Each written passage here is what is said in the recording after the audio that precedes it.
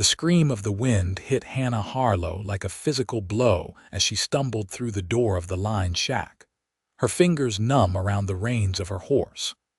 Snow swirled in behind her, turning the dim interior white for a moment before she managed to slam the rough wooden door shut. Her breath came in ragged gasps, burning her throat with each inhale of the frigid air. She had been riding fence line for her father's ranch when the blizzard descended from the mountains with terrifying speed, and the small shelter had appeared through the white curtain like a miracle. Now, as she stood shivering in the single-room structure, she realized the full gravity of her situation. She was alone, miles from the main ranch house, with a storm that showed no signs of letting up. Hannah pulled off her ice-crusted gloves with her teeth and moved to check on her mare. The horse stood in the corner where a crude lean-to had been built onto the shack, providing minimal shelter but at least protection from the worst of the wind. She rubbed the animal down with an old blanket she found hanging from a nail, her movements mechanical as her mind raced through her options. The lined shack was stocked with basic supplies, meant for cowboys who needed to shelter while working the far reaches of the property. She found a small stove, some canned goods, coffee, and a few blankets. It was not much, but it would keep her alive if she could get a fire going. Her father, Marcus Harlow, would be worried sick. She had left that morning, December 15, 1884, to check on the cattle in the northern pastures. The day had started clear and cold, typical for winter in Raton, New Mexico, but the mountains were unpredictable this time of year. Storms could blow in from Colorado without warning, dropping feet of snow in hours. She should have been more careful, should have watched the sky more closely. But hindsight did her no good now. Hannah knelt before the small stove and began building a fire with kindling from the box beside it. Her hands shook, whether from cold or fear she could not quite tell. She was 22 years old and had been riding these ranges since she was old enough to sit a horse, but she had never been caught out in a storm like this. The wind howled around the shack, finding every crack and crevice, and she could hear the snow piling against the walls. She struck a match and held it to the kindling, watching with relief as flames licked up and caught hold. Within minutes, she had a small fire burning, and she added larger pieces of wood from the stack in the corner. As warmth began to seep into the room, Hannah stripped off her heavy coat and hung it on a peg near the stove to dry. Her wool dress beneath was damp with snow and sweat, but she kept it on, wrapping herself in one of the blankets instead. She filled the battered coffee pot with snow melted from her coat and set it on the stove to heat. Coffee would help. Hot coffee always helped. The hours crawled by. Hannah rationed the wood carefully, knowing she might be stuck here for days depending on how long the storm lasted. She ate a small meal of canned beans heated on the stove and drank the bitter coffee. Outside, the world had disappeared into a wall of white. She could not see more than a few feet beyond the single small window, and even that was rapidly being covered by drifting snow. The temperature inside the shack remained barely above freezing despite the fire, and she huddled close to the stove, trying not to think about what would happen if she ran out of fuel. Night fell, though she could hardly tell the difference except for the deepening of the gray light. She fed her horse the grain she found in a sack, grateful that whoever maintained this shack kept it well supplied. The mare nickered softly, pressing her nose against Hannah's shoulder. The warmth of the animal was comforting, a reminder that she was not completely alone. Hannah must have dozed off wrapped in her blankets because she jerked awake to a new sound cutting through the constant roar of the wind. It was rhythmic, deliberate. Someone was out there. Her heart hammered in her chest as she struggled to her feet, the blanket falling away. Who would be crazy enough to be out in this storm? Raiders? Outlaws? The lined shacks were isolated, perfect targets for anyone looking for shelter or supplies. She grabbed the rifle that hung over the door, checking to make sure it was loaded. Her father had taught her to shoot when she was 12, and she was a fair hand with most firearms. She positioned herself to the side of the door, the rifle ready, and waited. The sound grew louder. Someone was definitely approaching the shack. Then came a heavy thump against the door, followed by a man's voice, barely audible over the storm. "Hello, the shack. I need shelter." Hannah hesitated. The voice sounded desperate, exhausted. But she had heard stories of tricks used by men with bad intentions. She kept the rifle leveled at the door and called back, "Who are you? What do you want?" "Name's Owen Ellsworth. I'm a hand from the Double Bar Ranch." The voice was stronger now, closer to the door. "I've been caught out in this storm. Please, I just need to get out of this wind." The Double Bar Ranch. Hannah knew it, a large spread that bordered her father's property to the east. She had heard the name Ellsworth before too, though she could not place where. She made a quick decision. If she turned him away and he died out there, she would never forgive herself. But she kept the rifle ready as she moved to the door and lifted the wooden bar that secured it. The door burst inward with the force of the wind, and a snow-covered figure stumbled through. Hannah stepped back, the rifle raised, as the man pushed the door closed behind him with what looked like his last bit of strength. He leaned against it, breathing hard, ice crusting his mustache and the stubble on his jaw. When he finally looked up and saw the rifle pointed at his chest, he raised his hands slowly, though they shook with cold. "I mean no harm, miss. I swear it. I just need to warm up." Hannah studied him carefully. He was tall, broad-shouldered beneath his heavy coat, with dark hair visible beneath his snow-covered hat. His eyes were a startling blue-gray, and they met hers with a mixture of exhaustion and something like respect. He did not try to move closer or make any threatening gestures. He simply stood there, waiting for her judgment. "You really from the Double Bar?" she asked, not lowering the rifle. "Yes, madam. Been working there 3 years now. Started when I came up from Texas." He paused, then added, "You must be one of the Harlows. I recognize the brand on your horse." Hannah lowered the rifle slightly but did not put it down. "How do you know our brand?" "Your father sold some breeding stock to my boss last spring. I helped drive them over. Good cattle." He shifted his weight, and she noticed he was favoring his left leg. "Look, I understand your caution, but I'm about frozen solid here. Can I at least get closer to that stove before we continue this standoff?" It was a fair request. Hannah lowered the rifle the rest of the way and nodded toward the stove. "Go ahead, but any funny business and I will shoot you." "I believe you would." There was no mockery in his tone, just simple acknowledgement. He moved past her slowly, limping slightly, and held his hands out toward the stove with a sigh of relief. "Lord, that feels good." Hannah hung the rifle back over the door but kept it within easy reach. She watched as Owen stripped off his gloves and coat, revealing clothes as damp as her own. His hands were red and raw, the fingers clumsy as he tried to unbutton his coat. She had seen frostbite before and recognized the signs. "You need to get those hands warmed up slowly," she said, moving closer despite her wariness. "Too fast and you will do more damage." He nodded, seeming to know this already. "I know, I've dealt with it before." He glanced at her, taking in her blanket-wrapped form and the makeshift camp she had set up. "Looks like you have been here a while. When did you get caught out?" "This morning. I was checking fence line when the storm hit." She filled the coffee pot with more snow and set it to heat. "I managed to make it here before I lost all visibility. What about you?"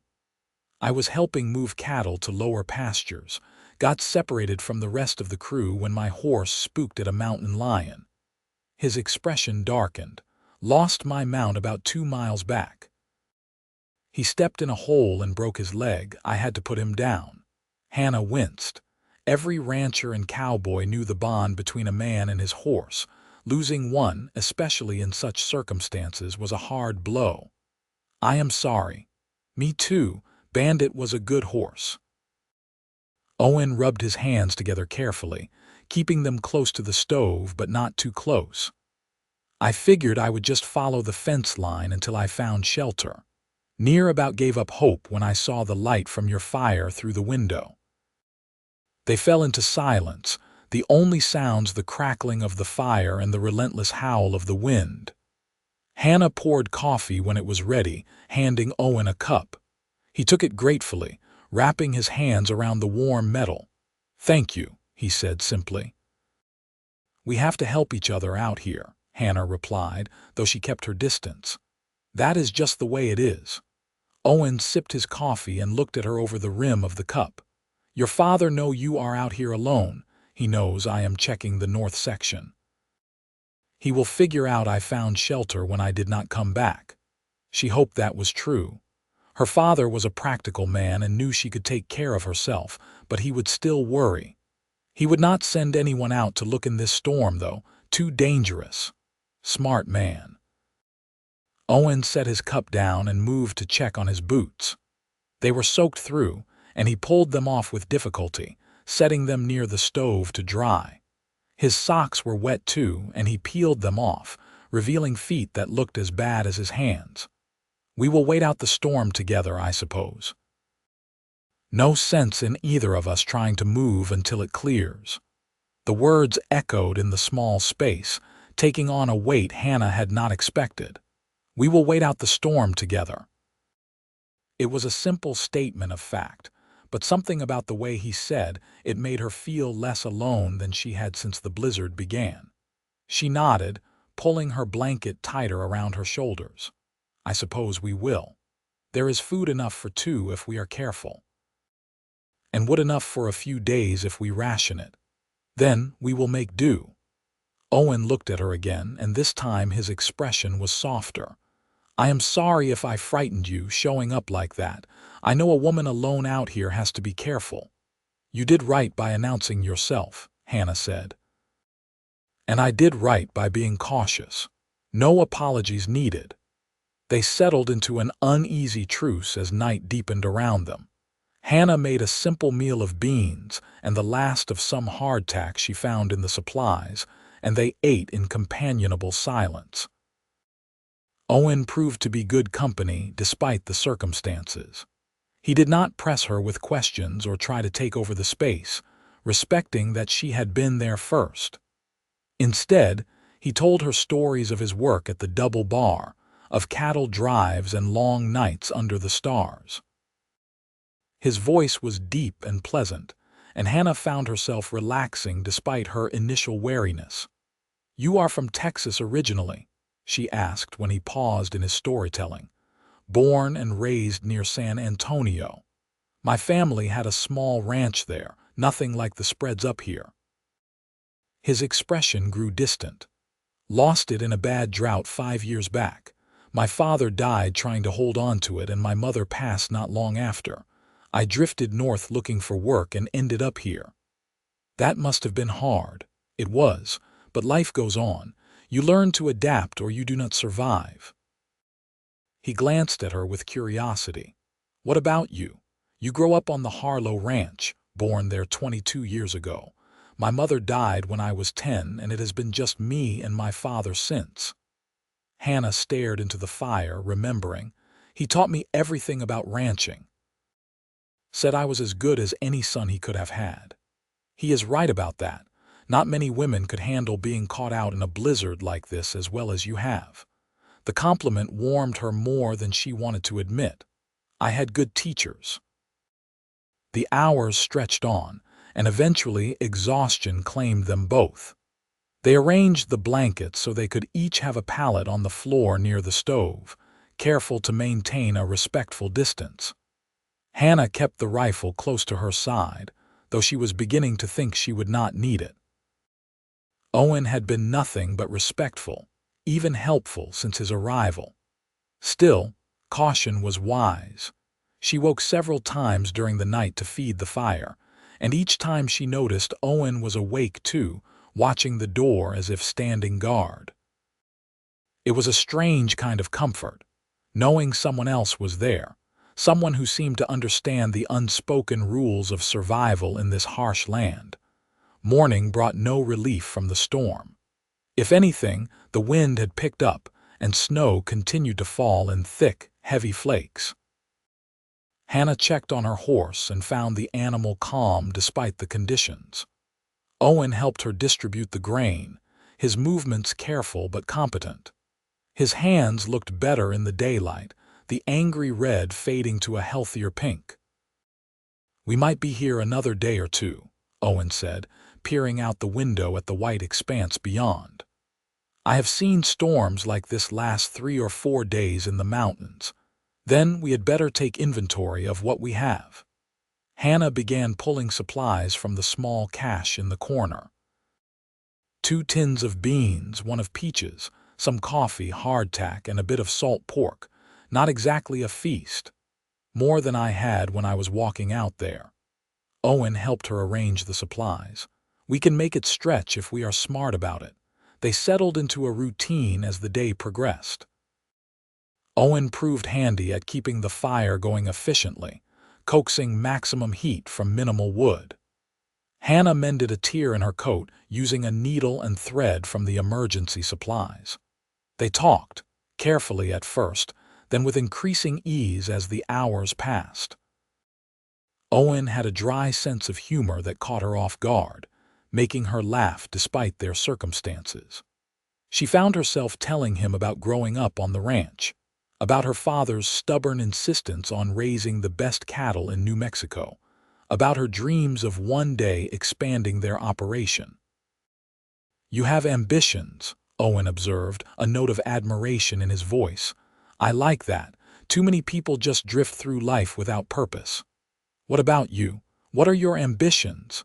He was quiet for a moment, staring into the fire. "I want land of my own someday.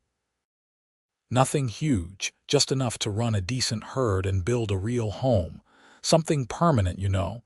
Something that cannot be taken away by drought or bad luck." Hannah understood that desire. The land was everything out here. It represented stability, security, a future. "That is a good dream. Maybe one day it will be more than a dream." He looked at her then, and something in his gaze made her pulse quicken. You never know what life will bring. The storm continued through a second night and into a third day.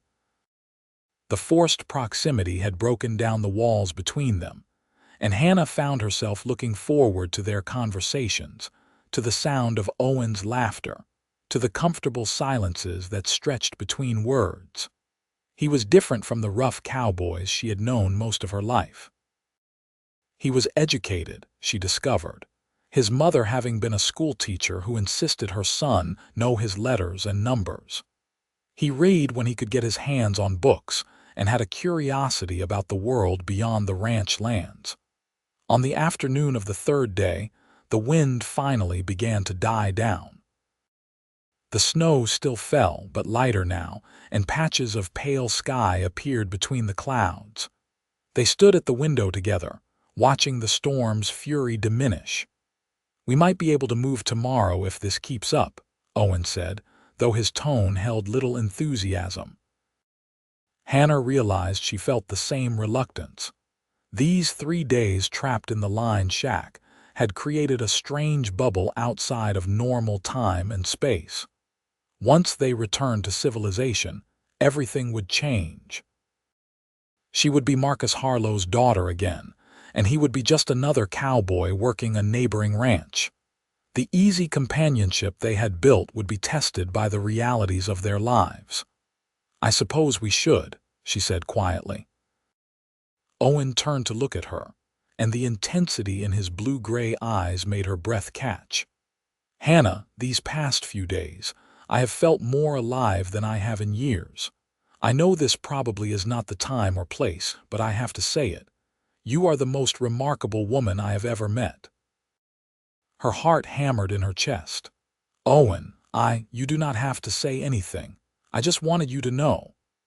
He reached out slowly, giving her time to pull away, and tucked a strand of hair behind her ear. His fingers lingered against her cheek, warm despite the cold air. "When we leave here tomorrow, things will go back to normal, but I want you to know that I will not forget these days. I will not forget you." Hannah felt something crack open inside her chest, a longing she had not even known she was holding back. She had spent so much of her life being strong, being capable, being the son her father never had. But standing here with Owen, she felt something different. She felt seen in a way she never had before, understood in a way that went beyond words. "I will not forget either," she whispered. Owen's hand cupped her face gently, his thumb brushing across her cheekbone. "May I kiss you?" The question, asked with such respect and vulnerability, was her undoing. "Yes." He leaned in slowly, giving her every opportunity to change her mind, and pressed his lips to hers.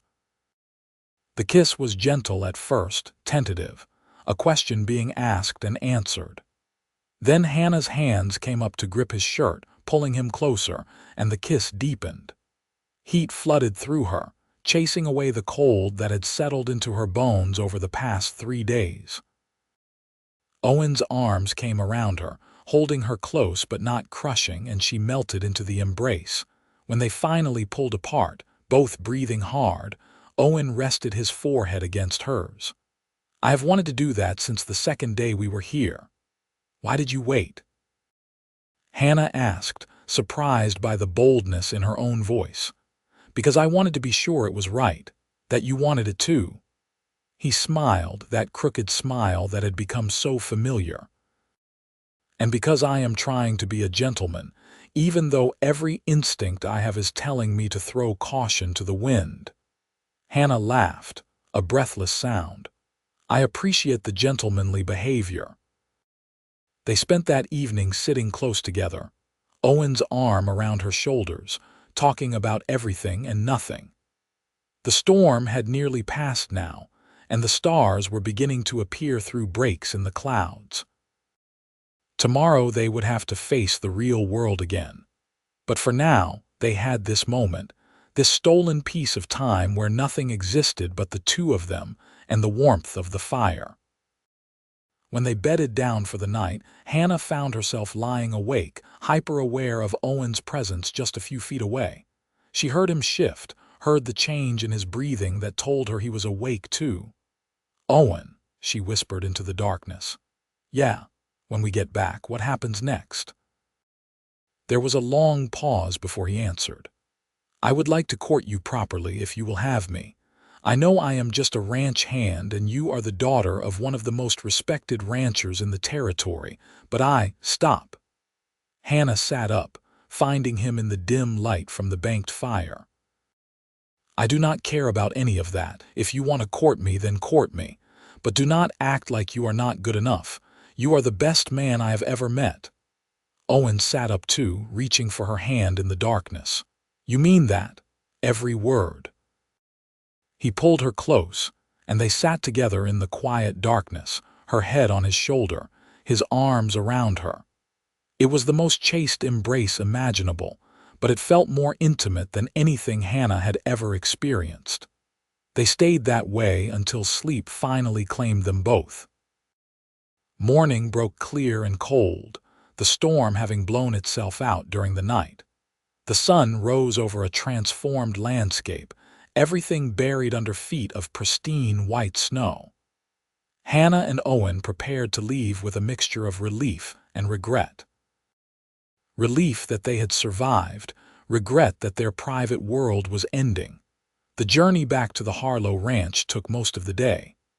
They doubled up on Hannah's mare, Owen sitting behind with his arms around her waist to keep his balance. The closeness would have been scandalous under normal circumstances, but survival trumped propriety. They followed the fence line where they could, though much of it was buried under snowdrifts. The landmarks Hannah knew were transformed, making navigation difficult. It was late afternoon when they finally saw the buildings of the Harlow ranch emerging from the white landscape. Smoke rose from several chimneys, and Hannah felt a rush of emotion at the sight of home. They had made it. They were safe. The front door of the main house burst open before they reached it, and Marcus Harlow came running out, his weathered face creased with worry and relief. "Hannah, thank God!" She slid off the horse and into her father's arms, feeling his tight embrace. "I am fine, Papa. I found shelter at the North Line shack." Marcus pulled back, his eyes taking in Owen with a mixture of curiosity and suspicion. "Who is this?" "Owen Ellsworth, sir. I work at the double bar." Owen had dismounted and stood respectfully, his hat in his hands despite the cold. "I got caught in the storm too and found Miss Harlow at the line shack. We waited it out together." Marcus's eyes narrowed, flicking between Owen and Hannah. "Together? For how long?" "3 days," Hannah said firmly, meeting her father's gaze. "And before you say anything, Owen was a perfect gentleman. He probably saved my life, helping me manage the supplies and keep the fire going. I would not have made it through alone." The tension in Marcus's shoulders eased slightly. "Is that so?" "Yes, sir." Owen's voice was steady. "Your daughter is a remarkable woman. She handled a dangerous situation with more courage than most men I know." Marcus studied Owen for a long moment, then nodded slowly. "I appreciate you looking after my girl. Come inside, both of you. You look half frozen." The warmth of the house was overwhelming after days in the drafty line shack. Hannah's stepmother, Maria, whom Marcus had married 2 years earlier, fussed over both of them, pressing hot coffee and food into their hands. The story of the storm was told and retold, with Owen carefully omitting any mention of the growing feelings between them. Marcus seemed satisfied with the telling, though Hannah caught him watching Owen with a speculative look more than once. As evening fell, Marcus pulled Owen aside. Hannah tried not to eavesdrop, but could not help overhearing part of their conversation from the next room. "You seem like a decent man, Ellsworth," Marcus was saying, "but I need to know your intentions toward my daughter." "I would like to court her, sir, if she is willing and you give permission." Owen's voice was firm, respectful, but not obsequious. "I know I do not have much to offer right now, but I am a hard worker and I am saving money to buy my own place. I can provide for her." "Hannah does not need providing for.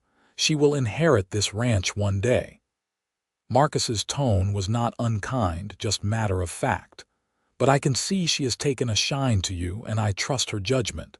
You have my permission to court her, but know this. If you hurt her, there is not a place in this territory you can hide from me." "I would never hurt her, sir. You have my word." Hannah felt warmth flood through her chest. She moved away from the door before she was caught listening and busied herself helping Maria with the dishes. When Owen emerged from the study, he caught her eye and gave her a small smile that made her heart skip.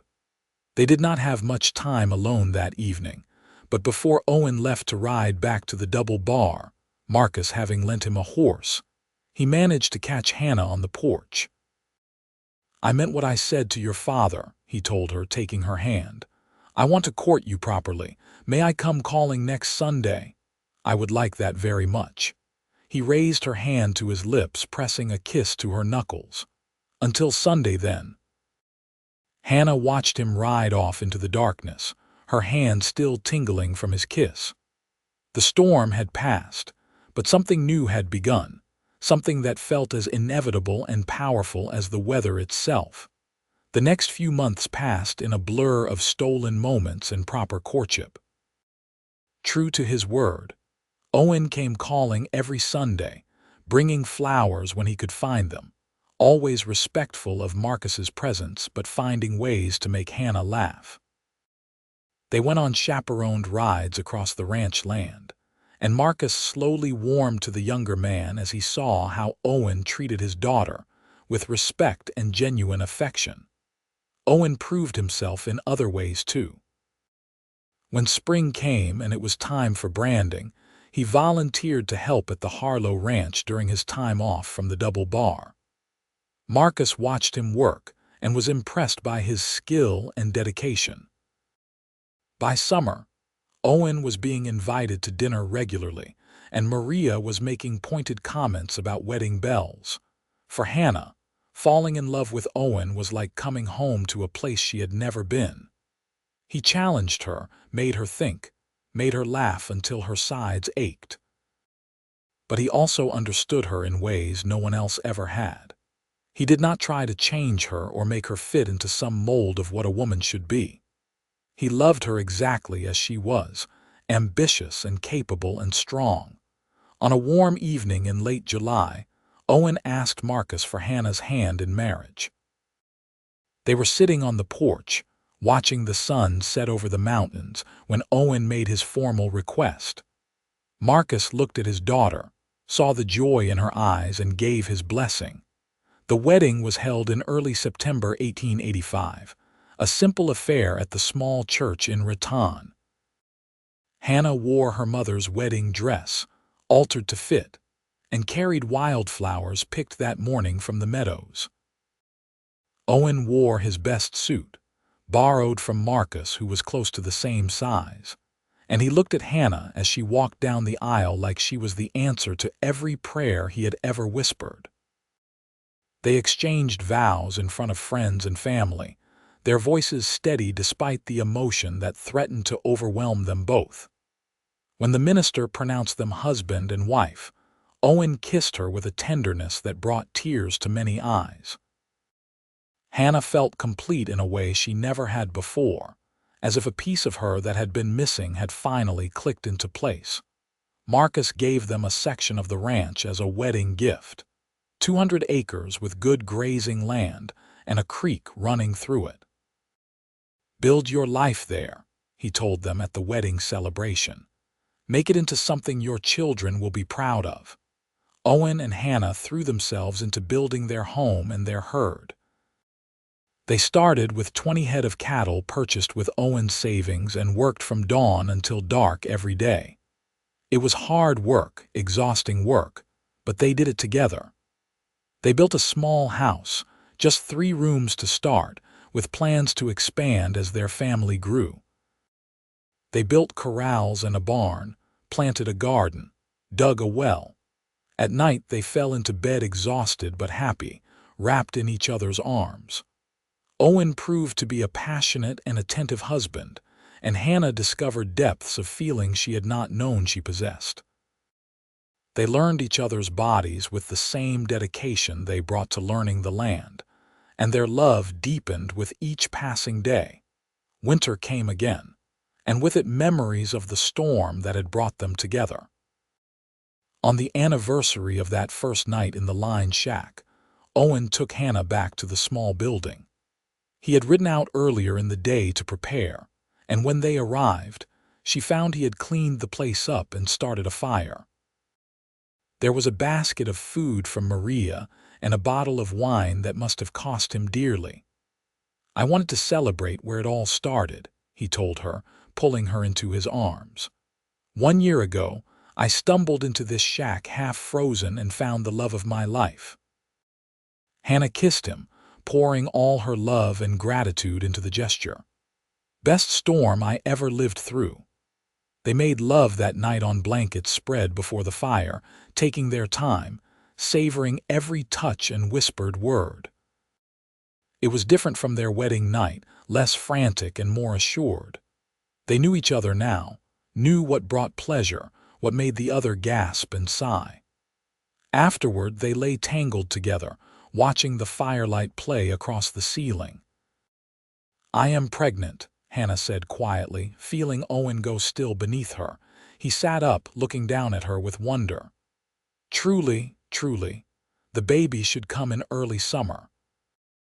Owen's whoop of joy echoed in the small space, and he kissed her thoroughly before pressing his hand to her still flat stomach. "A baby, we are having a baby.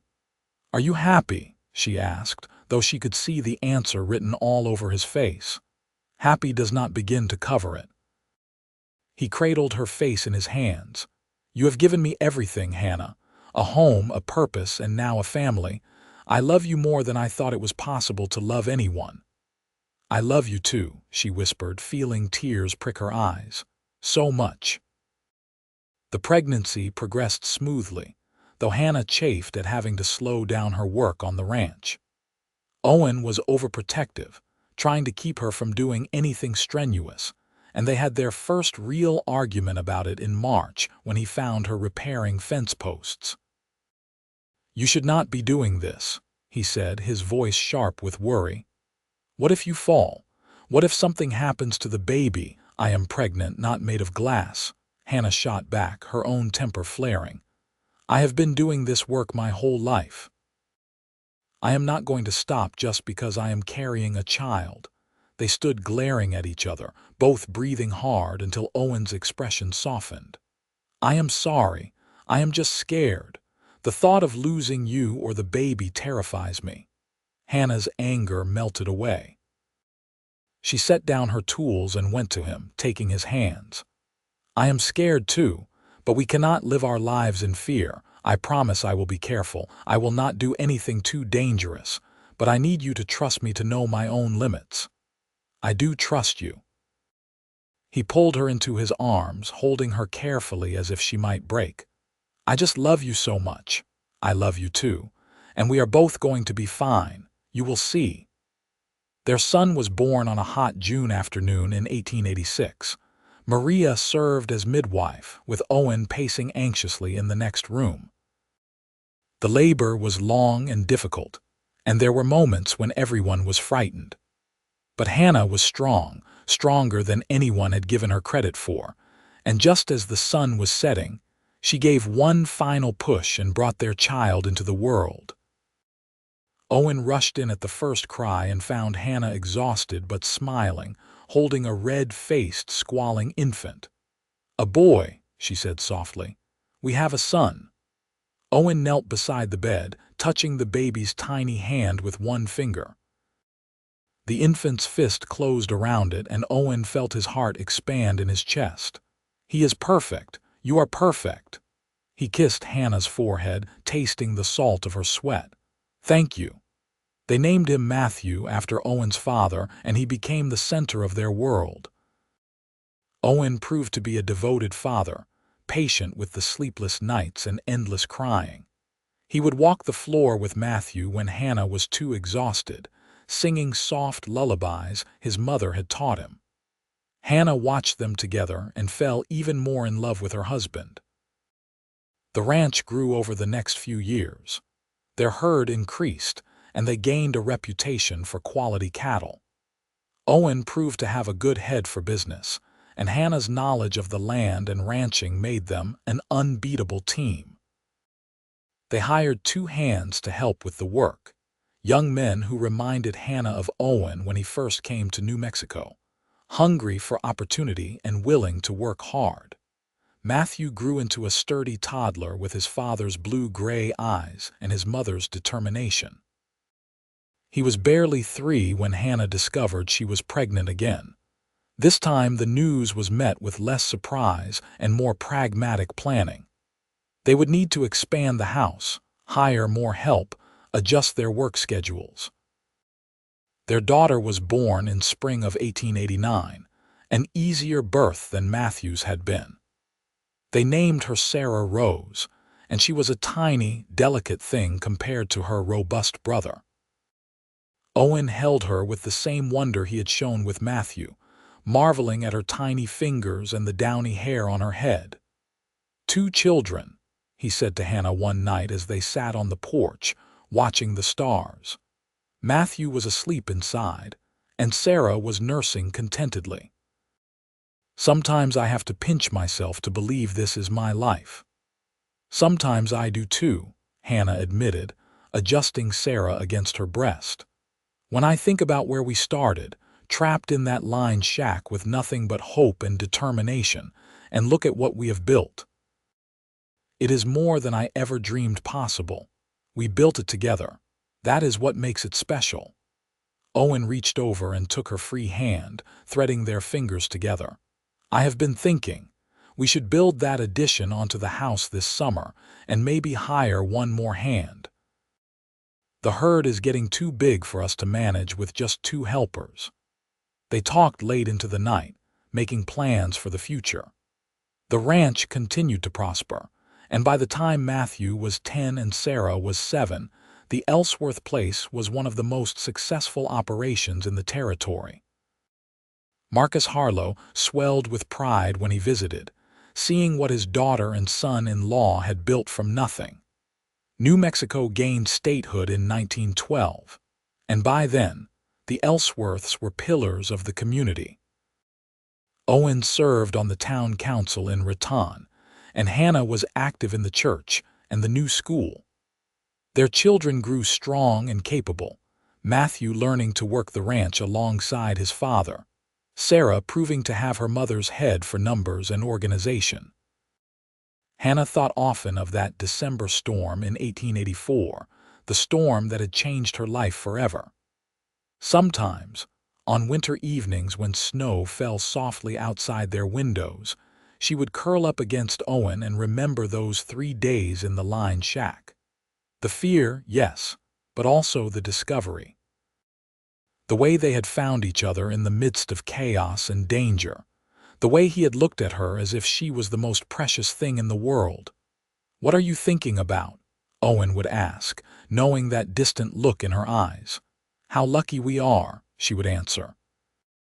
"How one storm brought us together and changed everything." "Best storm I ever weathered," he would say, echoing words they had spoken so many times over the years, and she would kiss him, tasting coffee and contentment and think that yes, it truly was. The years rolled on. Matthew married a sweet girl from town and brought her to work on the ranch, building his own house on another section of the property that Hannah and Owen gave him. Sarah fell in love with a lawyer from Santa Fe and moved to the city, though she visited often, bringing grandchildren that filled the house with noise and laughter. Owen's dark hair went silver, and lines appeared around his eyes from years of squinting into the sun. Hannah's hands grew rough from decades of ranch work, and her waist thickened from bearing children and good cooking. But when Owen looked at her, he still saw the young woman in the line shack, brave and beautiful and strong. And when Hannah looked at him, she still saw the snow-covered cowboy who had stumbled through the door and changed her life. On their 30th wedding anniversary in 1915, they threw a party at the ranch. Friends and family came from all over the territory, filling the house and yard with celebration. There were speeches and toasts, stories told and retold about the legendary storm that had brought Owen and Hannah together. Marcus, now elderly but still sharp as a tack, raised his glass and proclaimed that he had never seen a better match or a stronger partnership. That night, after everyone had gone home and the house was quiet, Owen took Hannah's hand and led her outside. The September air was cool and clear, the stars brilliant overhead. They walked to the spot where they had built their first fence post together, where they had started building their dream. 30 years, Owen said softly, pulling Hannah into his arms. 30 years, and I love you more now than I did the day we married. I love you too, Hannah said, resting her head against his chest and listening to the steady beat of his heart. Thank you for stumbling into my life all those years ago. Thank you for not shooting me when I did. She laughed, the sound floating out into the night. I came close. They stood there for a long time, holding each other under the stars. Around them was the land they had tamed together, the home they had built, the legacy they were leaving for their children and grandchildren. It had not always been easy.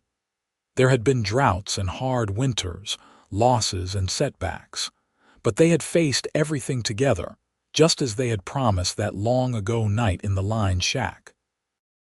The years continued to pass, marked by grandchildren being born, by Matthew taking over more of the ranch operations, by Sarah's successful career in Santa Fe. Owen and Hannah settled into a comfortable rhythm, still working but letting the younger generation carry more of the load. They took to sitting on their porch in the evenings, watching the sun set over the mountains, hands clasped together, content in the silence that comes from knowing someone so completely that words are not always necessary. In the winter of 1924, Owen came down with pneumonia.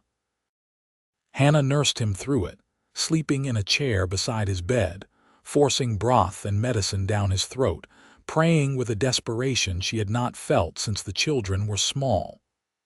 Owen fought his way back to health, but he was never quite the same after that. The illness had taken something from him, a vitality that did not fully return. "I am getting old," he told Hannah one morning as she helped him dress. "We both are," she replied practically. "That is what happens when you live a good long life. I want more time with you. I want years and years more." Hannah pressed a kiss to his forehead. "Then we will have years and years more. You are not getting rid of me that easily." And they did have more years, precious years of watching their family grow and prosper. They celebrated 40 years of marriage in 1925, and then 45. Matthew and his wife had given them 8 grandchildren, and Sarah had added 3 more. The house was never quiet when the family gathered, filled with the noise of children playing and adults talking. Owen's health continued to decline slowly. He tired more easily, moved more stiffly, but his mind remained sharp, and his love for Hannah never wavered. He still found ways to make her laugh, still reached for her hand a dozen times a day, still looked at her with wonder. In the spring of 1931, Owen took a turn for the worse. The doctor came and spoke in low, grave tones. Hannah refused to leave his side, sleeping in the chair beside the bed as she had done during his pneumonia. Their children gathered, understanding without being told that the end was near. On a clear morning in May, Owen woke and found Hannah holding his hand. The sun streamed through the window, warming the room. He smiled at her, that crooked smile that had stolen her heart nearly 50 years earlier.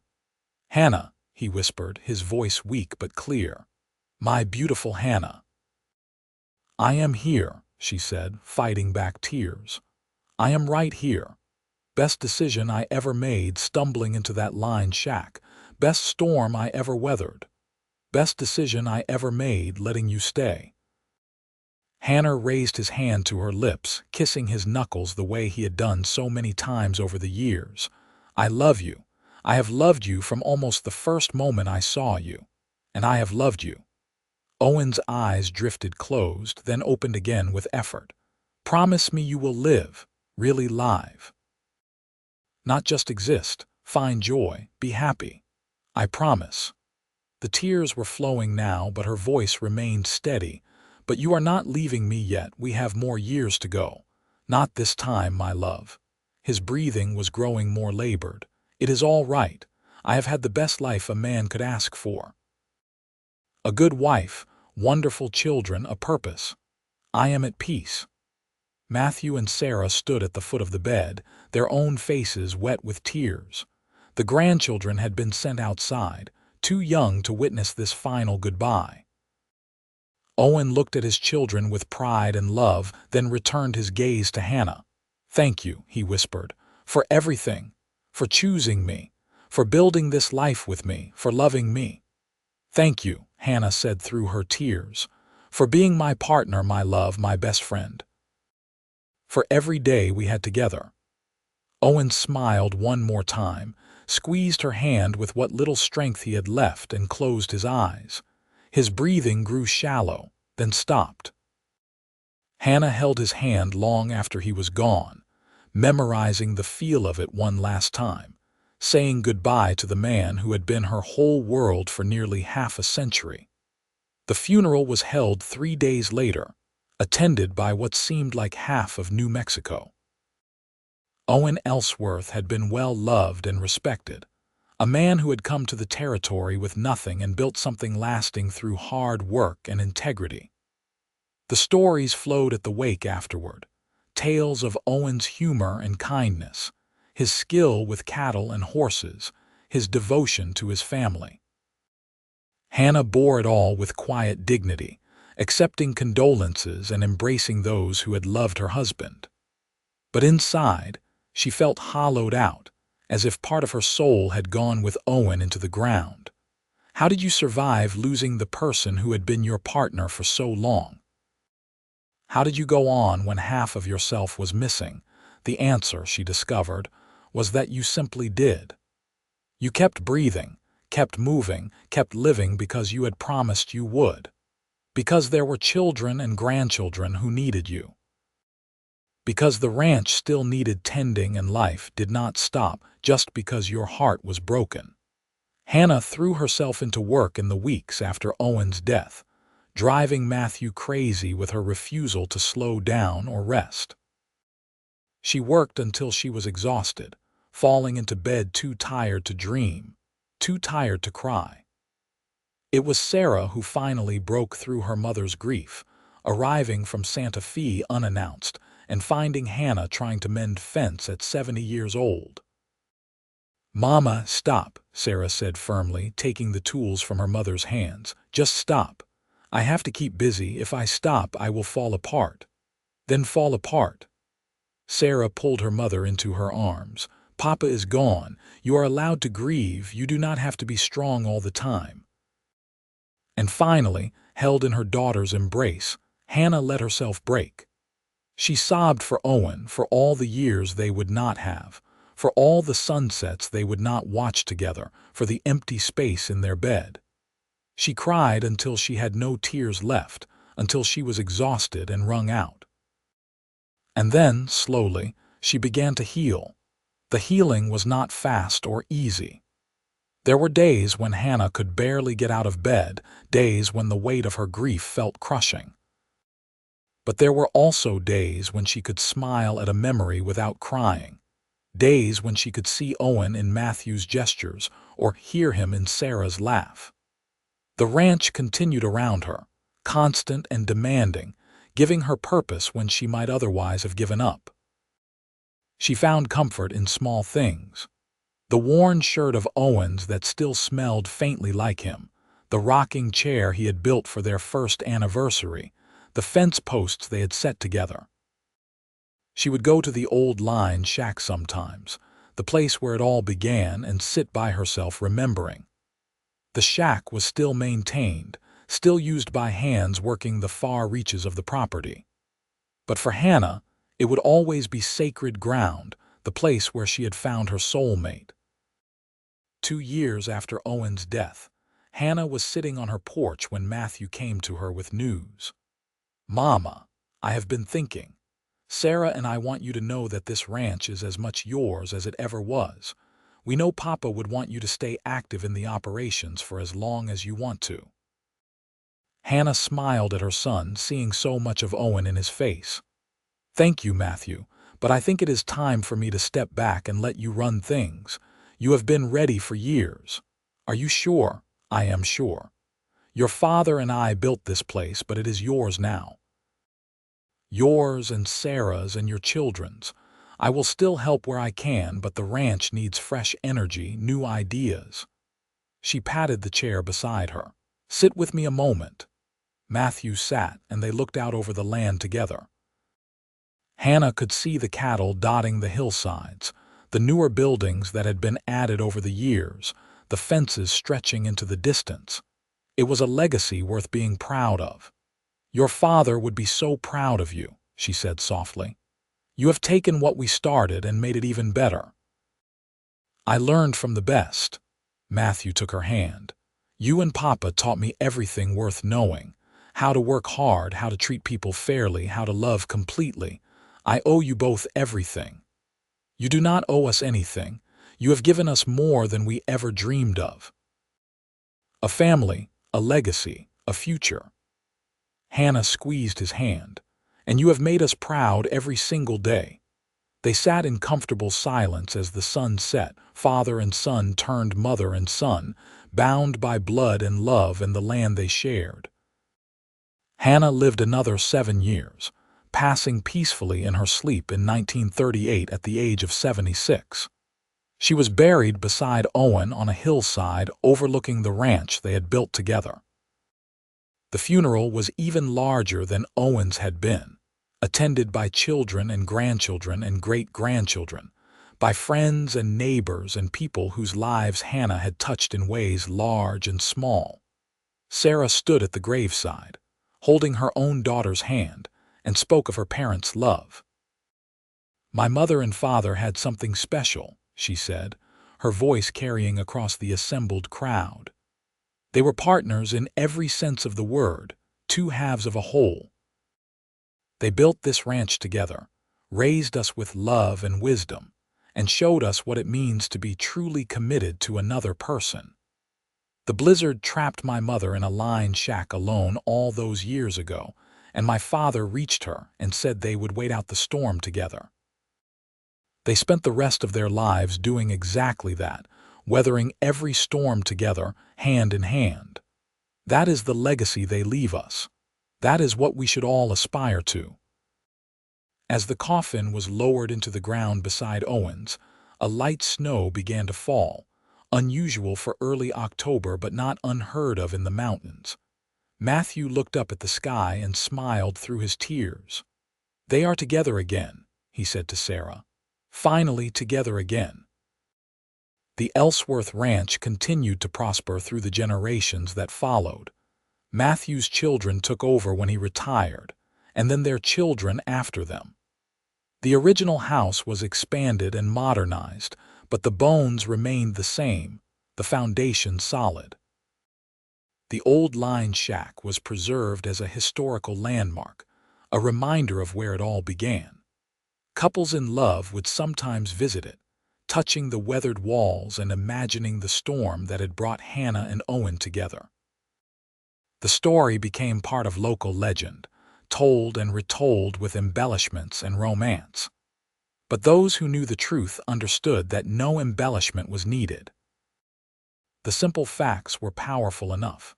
A blizzard, a line shack, two people thrown together by chance who discovered something extraordinary. A love that lasted nearly 50 years and created a legacy that would endure for generations. In the family Bible that Sarah kept preserved in a place of honor was an entry in Hannah's handwriting, written on her 65th birthday. "Today I am 65 years old, and I have been married to Owen Ellsworth for 40 years. When I think back to that girl trapped in the line shack, scared and alone, I hardly recognize her.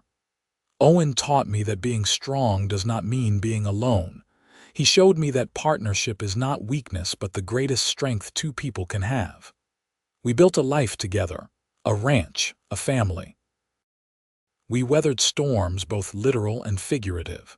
And through it all, his love was my anchor, my home, my joy. If I could go back and change anything, I would not.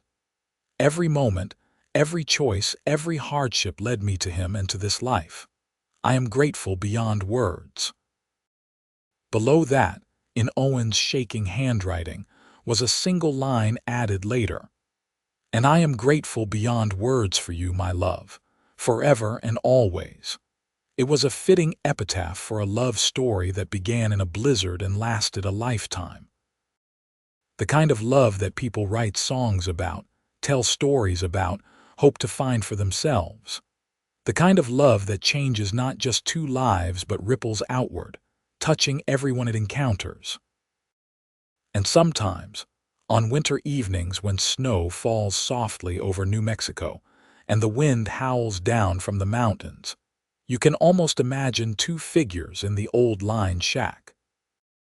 A young woman and a snow-covered cowboy, finding each other in the midst of the storm, beginning a journey that would span decades and create something beautiful and lasting. A partnership forged in hardship, tempered by time, and strong enough to weather any storm life could throw at it. That is the legacy of Hannah and Owen Ellsworth. That is the story of two people who found each other when they needed it most and chose, every single day for nearly 50 years, to love each other through everything. It is a story worth remembering, worth telling, worth aspiring to. Because in the end, is that not what we all want? Someone to weather the storms with, to build a life with, to love completely and be loved in return. The blizzard trapped her in the line shack alone. The cowboy reached her and said they would wait out the storm together. And they did, not just for 3 days but for a lifetime, proving that sometimes the greatest love stories begin in the most unexpected ways, and that the storms we weather together can lead us to the greatest happiness we will ever know.